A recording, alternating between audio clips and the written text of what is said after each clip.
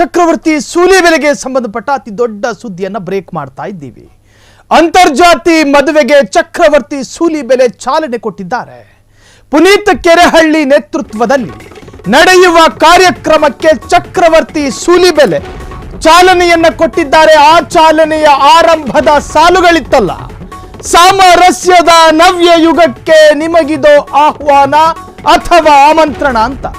ಬೇರೆ ಧರ್ಮದಿಂದ ಹಿಂದೂ ಧರ್ಮಕ್ಕೆ ಮತಾಂತರಗೊಂಡವರಿಗೂ ಅವಕಾಶ. ಪುನೀತ್ ಕೆರೆಹಳ್ಳಿಯ ರಾಷ್ಟ್ರ ರಕ್ಷಣಾ ಪಡೆಯಿಂದ ಉಚಿತ ಮದುವೆಯ ವ್ಯವಸ್ಥೆ, ಉಚಿತ ಕಲ್ಯಾಣ ಮಂಟಪ, ಉಚಿತ ಊಟದ ವ್ಯವಸ್ಥೆ, ಉಚಿತ ಪುರೋಹಿತರ ವ್ಯವಸ್ಥೆ, ಉಚಿತ ಮದುವೆ ಮಂಟಪದ ಅಲಂಕಾರಿಕ ವ್ಯವಸ್ಥೆ ನೀಡುತ್ತೇವೆ ಎಂದು ಘೋಷಣೆ.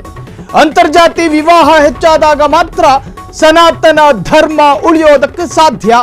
ಅಂತರ್ಜಾತಿ ವಿವಾಹದಿಂದ ಮೇಲು ಕೀಳು ಭಾವನೆ ನಿರ್ಮೂಲನೆ ಸಾಧ್ಯ. ಪುನೀತ್ ಕೆರೆಹಳ್ಳಿ ನೇತೃತ್ವದ ಮದುವೆ ಅಭಿಯಾನಕ್ಕೆ ಸೂಲಿಬೆಲೆ ಚಾಲನೆಯನ್ನ ಕೊಟ್ಟಿದ್ದಾರೆ. ಅಂತರ್ಜಾತಿ ಮದುವೆಗೆ ಚಕ್ರವರ್ತಿ ಸೂಲಿಬೆಲೆ ಚಾಲನೆಯನ್ನ ಕೊಟ್ಟಿದ್ದಾರೆ. ಪುನೀತ್ ಕೆರೆಹಳ್ಳಿ ನೇತೃತ್ವದಲ್ಲಿ ನಡೆಯುವಂತಹ ಕಾರ್ಯಕ್ರಮಕ್ಕೆ ಚಕ್ರವರ್ತಿ ಸೂಲಿಬೆಲೆ ಅಧಿಕೃತವಾದ ಚಾಲನೆಯನ್ನ ಕೊಟ್ಟಿದ್ದಾರೆ. ಬೇರೆ ಧರ್ಮದಿಂದ ಹಿಂದೂ ಧರ್ಮಕ್ಕೆ ಮತಾಂತರಗೊಂಡವರಿಗೂ ಅವಕಾಶ. ಪುನೀತ್ ಕೆರೆಹಳ್ಳಿಯ ರಾಷ್ಟ್ರ ರಕ್ಷಣಾ ಪಡೆಯಿಂದ ಉಚಿತ ಮದುವೆಯ ವ್ಯವಸ್ಥೆ. ಇದೇ ತರಹದ ಪದ್ಧತಿ, ಇದೇ ತರಹದ ತೀರ್ಮಾನ ಮತ್ತೊಂದು ಧರ್ಮದಿಂದಲೂ ನಡೆದ್ರೆ ಹೆಂಗಿರುತ್ತಯ್ಯ? ಅಂತರ್ಜಾತಿ ವಿವಾಹ ಹೆಚ್ಚಾದಾಗ ಮಾತ್ರ ಸನಾತನ ಧರ್ಮ ಉಳಿಯೋದಕ್ಕೆ ಸಾಧ್ಯ. ಕರಾವಳಿ ಭಾಗದಲ್ಲಿ ಒಂದು ಮಹಿಳೆಯನ್ನ ಮರಕ್ಕೆ ಕಟ್ಟಿ ಹಾಕಿ ಮೀನು ಕಳ್ಳತನ ಪ್ರಕರಣದಲ್ಲಿ ಗುಂಪು ಸೇರಿ ಹೊಡೆದಾಗ ಆಕೆಯ ಪರ ನಿಂತುಕೊಳ್ಳದೆ ಇರುವ ವರ್ಗ. ತಮಿಳುನಾಡಿನಲ್ಲಿ ವಿದ್ಯಾರ್ಥಿನಿಗೆ ಮೆನ್ಸಸ್ ಆಗಿದೆ ಅನ್ನೋ ಕಾರಣಕ್ಕೆ ಶಾಲೆಯ ಹೊರಾಂಗಣದಲ್ಲಿ ಕೂರಿಸಿ ಒಳಗೆ ಪಾಠ ಮಾಡಿದಾಗಲೂ ಕೂಡ ಆ ಹೆಣ್ಣು ಮಗಳ ಪರ ಧ್ವನಿ ಎತ್ತದ ಸಮೂಹ.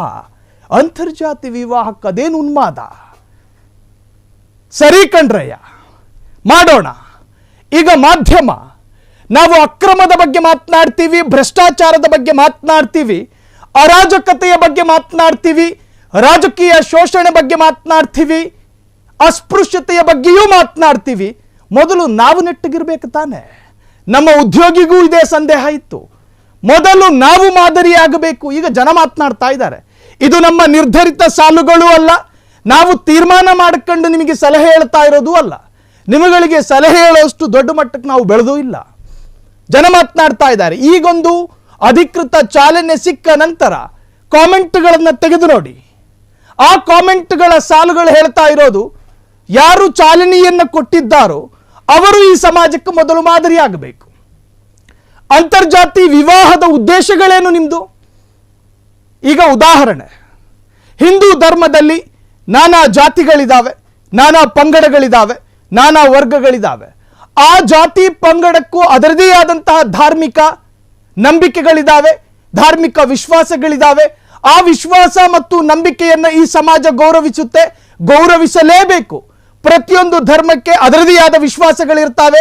ಸಂವಿಧಾನದ ಪ್ರಕಾರ ಎಲ್ಲ ಧರ್ಮಕ್ಕೂ ಅವರದ್ದೇ ಆದ ನೀತಿ, ನಿಯಮ, ಸಂಪ್ರದಾಯ, ಪದ್ಧತಿಗಳಿರುತ್ತೆ. ಅದನ್ನ ಈ ಭಾರತದ ಸರ್ವ ಪ್ರಜೆಗಳು ಗೌರವಿಸಬೇಕು. ಹಂಗಂತ ಈ ತರಹದ್ದೊಂದು ಅಧಿಕೃತ ಚಾಲನೆ ಕೊಟ್ಟಿರುವಂತಹ ವ್ಯಕ್ತಿಗಳಿಗೆ ಜನ ಕೇಳ್ತಾ ಇರೋದು, ನೀವು ಯಾವಾಗ ಈ ಸಮಾಜಕ್ಕೆ ರೋಲ್ ಮಾಡೆಲ್ ಆಗ್ತೀರಾ, ಮಾದರಿ ಆಗ್ತೀರಾ? ಈ ತರಹದ್ದೊಂದು ಕೆಲಸ ನಿಮ್ಮಿಂದಲೇ ಪ್ರಾರಂಭ ಆಗಲಿ ಅಂತ ಹೇಳಿ ಜನ ಆಶಿಸ್ತಾ ಇದ್ದಾರೆ. ಸಾಮರಸ್ಯದ ನವ್ಯ ಯುಗಕ್ಕೆ ನಿಮಗಿದೋ ಆಮಂತ್ರಣ. ಈ ಹಾಡನ್ನ ಎಷ್ಟು ಸಲ ಕೇಳಿದೀವೋ ಗೊತ್ತಿಲ್ಲ. ಜಾತಿ ಮತ ಪಂಥಗಳನ್ನ ಮರೆತ ಒಂದು ಶ್ರೇಷ್ಠ ಸಮಾಜದ ನಿರ್ಮಾಣ ಆಗಬೇಕು ಅನ್ನೋದು ನಮ್ಮೆಲ್ಲರ ಕನಸು. ಅದು ನಮ್ಮ ಕನಸು ಅಂತಲ್ಲ, ಈ ರಾಷ್ಟ್ರದಲ್ಲಿ ಬಹಳ ಹಿಂದಿನಿಂದಲೂ ಈ ತರದ ಕನಸನ್ನ ಕಟ್ಟಿದ ಅನೇಕರಿದ್ದಾರೆ. ಅದಕ್ಕೋಸ್ಕರ ತುಂಬಾ ದೊಡ್ಡ ದೊಡ್ಡ ಪ್ರಯಾಸಗಳನ್ನು ಮಾಡಿದವರು ಇದ್ದಾರೆ. ಎಲ್ಲಿಯವರೆಗೂ ಅಂತಂದ್ರೆ, ಚಿತ್ಪಾವನ ಬ್ರಾಹ್ಮಣರು ಅಂತ ಕರೆಸ್ಕೊಂಡಂತ ಸಾವರ್ಕರ್ರು ರೋಟಿ ಬಂದಿ, ಬೇಟಿ ಬಂದಿ, ಶುದ್ಧಿ ಬಂದಿ, ಸ್ಪರ್ಶ ಬಂದಿ, ಇವೆಲ್ಲ ಬಂದಿಗಳನ್ನ ಕಿತ್ತೊಗೆದು 7 ತರದ ಬಂದಿಗಳನ್ನು ಹೇಳ್ತಾರೆ. ಅವೆಲ್ಲವನ್ನು ಕಿತ್ತೊಗೆದು ನಾವೆಲ್ಲರೂ ಒಂದಾಗಬೇಕು ಅಂತ ನಮ್ಮ ನಡುವೆ ನಾವು ಊಟ ಮಾಡೋದಿಲ್ಲ ಅಂತ ಹೇಳುವಂತ ಮತ್ತು ಕೊಡುಕೊಳ್ಳುವ ಅಂದರೆ ಗಂಡು ಹೆಣ್ಣನ್ನ ಮದುವೆ ಮಾಡಿ ಕೊಡೋದಿಲ್ಲ ಅಂತ ಹೇಳುವ ಜಾತಿಯ ನಡುವೆ ಇರುವಂತ ಈ ತೊಂದರೆಗಳನ್ನ ನಿವಾರಿಸಬೇಕು ಅಂತ ಸಾವರ್ಕರ್ ಅವತ್ತೇ ಕನಸು ಕಟ್ಟಿದ್ರು. ಅನೇಕರು ಈ ದೇಶದ ಅನೇಕ ದಾರ್ಶನಿಕರು ಕನಸು ಕಟ್ಟಿದ್ರು. ಅದರ ಆಧಾರದ ಮೇಲೆ ಕೆಲಸ ಮಾಡುವಂತ ಅನೇಕರಿದ್ರು. ಬಹಳ ಸಂತೋಷ ಅಂತಂದ್ರೆ ಪುನೀತ ಹೊಸದೊಂದು ಆಲೋಚನೆ ತೆಗೆದುಕೊಂಡು ಬಂದಿದ್ದಾನೆ. ಅವನು ತನ್ನ ರಾಷ್ಟ್ರ ರಕ್ಷಣಾ ಪಡೆಯ ಮೂಲಕ ಏನ್ ಯೋಚನೆ ಮಾಡ್ತಿದ್ದಾನೆ ಅಂತಂದ್ರೆ ಅಂತರ್ಜಾತೀಯ ವಿವಾಹ, ವಿಶೇಷವಾಗಿ ಗಂಡು ಹೆಣ್ಣು ಇಬ್ಬರಲ್ಲಿ ಯಾರಾದ್ರೂ ಒಬ್ರು ದಲಿತ ವರ್ಗಕ್ಕೆ ಸೇರಿದ್ರೆ ಅಂಥವರ ಅಂತರ್ಜಾತೀಯ ವಿವಾಹವನ್ನ ತಾವೇ ನಿಂತು ಮಾಡ್ತೀವಿ ಅಂತ ಅವ್ರು ಹೇಳ್ತಾರೆ. ನಿಂತು ಮಾಡ್ತೀವಿ ಅಂತಂದ್ರೆ ಹೇಗೆ? ಅವರಿಗೆ ಪುರೋಹಿತರನ್ನ, ಅವ್ರು ಯಾವ ತರದ ಕಲ್ಪನೆಯ ಮದುವೆ ಆಗ್ಬೇಕು ಅಂತಿದ್ರೆ ಆ ತರದ ಪುರೋಹಿತರನ್ನ, ಆನಂತರ ಅವರಿಗೆ ಹಾಲ್ ಫ್ರೀ ಮಾಡ್ಕೊಡ್ತಾರೆ, ಊಟದ ವ್ಯವಸ್ಥೆ ಮಾಡ್ತಾರೆ, ಎಲ್ಲವನ್ನೂ ನಾವೇ ನೋಡ್ಕೋತೀವಿ ಅಂತ ಹೇಳುವಷ್ಟರ ಮಟ್ಟಿಗೆ ಮಾಡ್ತಿದ್ದಾರೆ. ಅಂದ್ರೆ ಎಲ್ಲೋ ಒಂದು ಕಡೆ ಈ ಸಮಾಜದಲ್ಲಿರುವಂತ ಯಾವ ವರ್ಣ ವ್ಯವಸ್ಥೆಯ ಕುರಿತಂತೆ ಇವತ್ತೊಂದು ದೊಡ್ಡ ಚರ್ಚೆ ನಡೀತಾ ಇದೆ, ಜಾತಿ ವ್ಯವಸ್ಥೆಯ ಕುರಿತಂತೆ ದೊಡ್ಡ ಚರ್ಚೆ ನಡೀತಿದೆ.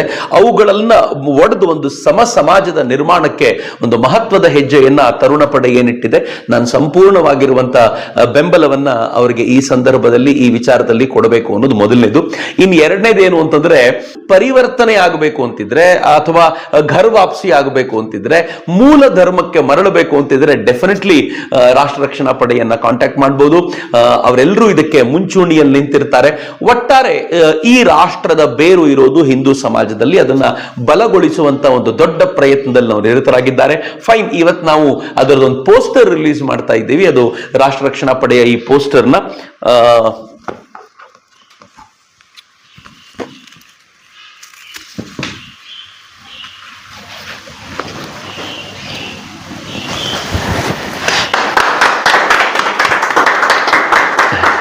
ರಾಷ್ಟ್ರ ರಕ್ಷಣಾ ಪಡೆ ಅಂತರ್ಜಾತಿ ವಿವಾಹ ಯೋಜನೆ. ಹುಡುಗ ಹುಡುಗಿ ಇಬ್ರು ಹಿಂದೂ ಧರ್ಮದವರಾಗಿರ್ಬೇಕು, ದಂಪತಿಗಳಲ್ಲಿ ಯಾರಾದ್ರೂ ಒಬ್ರು ಸರ್ಕಾರ ಹೇಳುವಂತ ಪರಿಶಿಷ್ಟ ಜಾತಿ ಅಥವಾ ಪಂಗಡಕ್ಕೆ ಸೇರಿರಬೇಕು, ದಂಪತಿಗಳು ಕರ್ನಾಟಕದವರಾಗಿರ್ಬೇಕು, ಕಾನೂನು ನಿಯಮದಂತೆ ಮದುವೆ ಆಗುವ ವಯಸ್ಸಾಗಿರ್ಬೇಕು, ವಿವಾಹಕ್ಕೆ ಹುಡುಗ ಇಬ್ರು ಸ್ವ ಇಚ್ಛೆಯಿಂದ ಒಪ್ಪಿರಬೇಕು ಅನ್ನುವಂಥದ್ದಾದ್ರೆ, ಆ ತರದಿದ್ದು ಈ ಕಂಡೀಷನ್ಸ್ ಅನ್ನೆಲ್ಲ ಪೂರೈಸುವಂತ ಟೀಮ್ ಆದ್ರೆ ಉಚಿತ ಕಲ್ಯಾಣ ಮಂಟಪ, ಉಚಿತ ಊಟ, ಉಚಿತ ಪುರೋಹಿತರು, ಉಚಿತ ಮದುವೆ ಮಂಟಪದ ಅಲಂಕಾರಿಕ ವ್ಯವಸ್ಥೆ ಎಲ್ಲವನ್ನು ಅವರೇ ಮಾಡ್ತಾರೆ ಅಂತ. ಆಮೇಲೆ ಅವರು ಇನ್ನೊಂದು ವಿಶೇಷವಾಗಿ ಹೇಳಿದ್ದಾರೆ, ಬೇರೆ ಮತಗಳಿಂದ ಹಿಂದೂ ಧರ್ಮವನ್ನು ಸ್ವೀಕರಿಸಿ ಮದುವೆಯಾಗಲು ಇಚ್ಛಿಸುವವರು ಸಂಪರ್ಕಿಸಬಹುದು ಅಂತ. ಬಹಳ ಸಂತೋಷದ ಸಂಗತಿ, ಒಂದು ಮಹತ್ವವಾಗಿರುವಂತಹ ಹೆಜ್ಜೆ ಅನೇಕರು ಮಾಡ್ತಾ ಇದ್ದಾರೆ. ಆದ್ರೆ ತರುಣ ವರ್ಗದಲ್ಲಿ ಈ ತರದೊಂದು ದೊಡ್ಡ ಪ್ರಯಾಸ ಆಗ್ಬೇಕಾಗಿತ್ತು. ಅದನ್ನ ಪುನೀತ್ ಮತ್ತು ಒಂದು ತಂಡ ಮಾಡ್ತಿದ್ದೆ. ನಾನು ಅವ್ರಿಗೆ ವಿಶೇಷವಾದ ಅಭಿನಂದನೆ ಸಲ್ಲಿಸ್ತೀನಿ. ನಾವೆಲ್ಲರೂ ಜೊತೆಯಲ್ಲಿ ನಿಂತ್ಕೊಳ್ಳೋಣ. ಯಾರಾದ್ರೂ ಈ ತರದವರು ಕಂಡು ಬಂದ್ರೆ, ಒದ್ದಾಡ್ತಾ ಇದ್ರೆ, ಸಂಕಟದಲ್ಲಿದ್ರೆ, ಹೇಗಾಗೋದು ಅಂತಿದ್ರೆ ಕಾಂಟ್ಯಾಕ್ಟ್ ಮಾಡಿ. ಇಮಿಡಿಯೇಟ್ ಆಗಿ ನಾವೆಲ್ಲರೂ ಸೇರಿ ಒಂದು ಶ್ರೇಷ್ಠ ಸಮಾಜದ ನಿರ್ಮಾಣಕ್ಕೆ ಕೈ ಜೋಡಿಸೋಣ. ಅವರಿಗೆ ಮತ್ತು ಒಂದು ತಂಡಕ್ಕೆ ಮತ್ತೊಮ್ಮೆ ಅಭಿನಂದನೆಗಳನ್ನ ಹೇಳ್ತೀನಿ. ಒಳ್ಳೆಯದಾಗ್ಲಿ, ಶುಭವಾಗ್ಲಿ. ನಮಸ್ಕಾರ. ಕ್ಷಣ ಕ್ಷಣದ ಸುದ್ದಿಗಳಿಗಾಗಿ ಫ್ರೀಡಂ ಟಿವಿ ಸಬ್ಸ್ಕ್ರೈಬ್ ಮಾಡಿ, ಲೈಕ್ ಮಾಡಿ ಹಾಗೂ ಫಾಲೋ ಮಾಡಿ. ಹೊಸ ಸುದ್ದಿಗಳ ನೋಟಿಫಿಕೇಶನ್ಗಾಗಿ ಬೆಲ್ ಐಕಾನ್ ಮೇಲೆ ಕ್ಲಿಕ್ ಮಾಡಿ.